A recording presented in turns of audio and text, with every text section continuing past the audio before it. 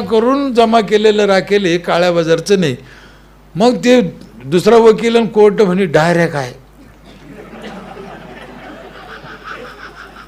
हा प्रकार का सांगू राहिलो मी. मग ते म्हणजे ते सरपंचाने दिलं आमच्या डायऱ्या. मग तिथे विषय निघाला सरपंचाला अधिकार आहे का डायऱ्या द्यायचा. आम्हाला नोटीस दिलेलं कोर्टात, सत्य घटना आहे. मग विचारलं कसं काय दिलं म्हणे तुम्ही डायऱ्या. मग मी सांगितलं साहेब असं असं झालं. पहिल्या दुकानदारांना सगळे राशन कार्ड जाळून टाकले. नवीन दुकानदाराकडे राशन कार्ड नाही, लोकांना वाटायचे तर वाटायचं कसं, मोठा प्रश्न पडला आमच्या पुढे त्या दिवशी. मग आम्ही तहसीलदाराला पत्र पण दिले का कार्ड नाही, हे नवीन कार्ड द्या. 2 पत्र दिले म्हणलं, ते त्याची वशी.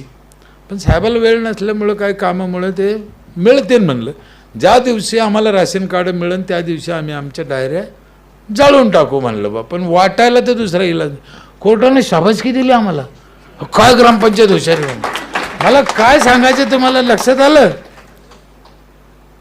म्हणून मला GR मान्य नाही. लोकांच्या कल्याणासाठी काही करा. मी तर लय वेळेस राग म्हणलो देशी दारूचं दुकान टाका पण पैसे कमा.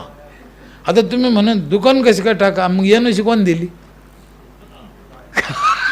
एनओसी तुम्ही दिली. अंधारात सारं चालतं. मग उजाड्यातल्याला काय अडचण आहे. एक शिपाई ठेवून गावाच्या बाहेर एक खोलीत टाकून द्या ना.